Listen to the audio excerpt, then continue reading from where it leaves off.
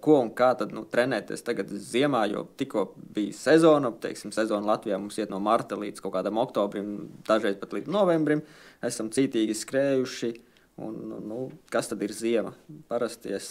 pats un arī citiem iesaku pēc vasaras sezonas 2-3 nedēļas droši neko nedarīt vispār, kas saistīts ar skriešanu, atpūsties no skriešanas, nedomāt par to, ja ir vēlme kustēties, tad kustamies, ejam uz baseinu,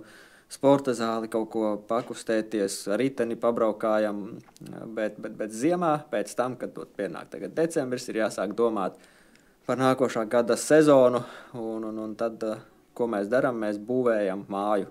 Tāpat kā māja ir ar spēcīgiem pamatiem, tā ziema ir tas laiks, kad mēs ieliekam kārtīgu bāzīti, mēs trenējamies daudz, bet mēs trenējamies pārsvarā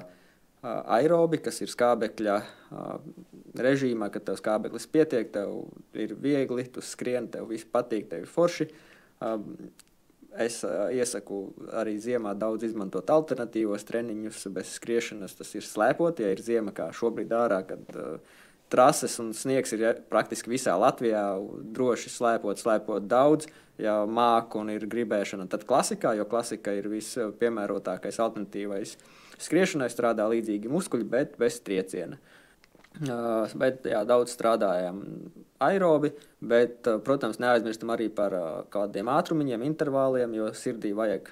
dažādu slodzi, nevar ilgstoši vienmērīgā slodzē strādāt, jo tad mēs rezultēsimies ar to, ka mēs pātrinēsimies, sirds izaugs liela,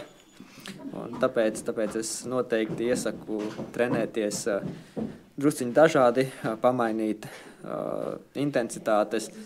un tāpatās ziemā mēs noteikti neaizmirstam par vispārīgo fizisko sagatavotību, vingrojam, spēka treniņi sporta zālē, nostiprinam saites, kas vasarā ir daudz strādājušas, muskuļus, kas ir daudz skrējuši, kļūstam stiprāki, savāktāki, lai pēc tam jau nākošajā sezonā ar jaunu jaudu un enerģiju varam droši un efektīvi skriet, sasniegt jaunus mērķus, virsotnes, bet tāpēc ziema ir tas periods, kurā mēs ieguldamies daudz un dikti strādājot treniņos.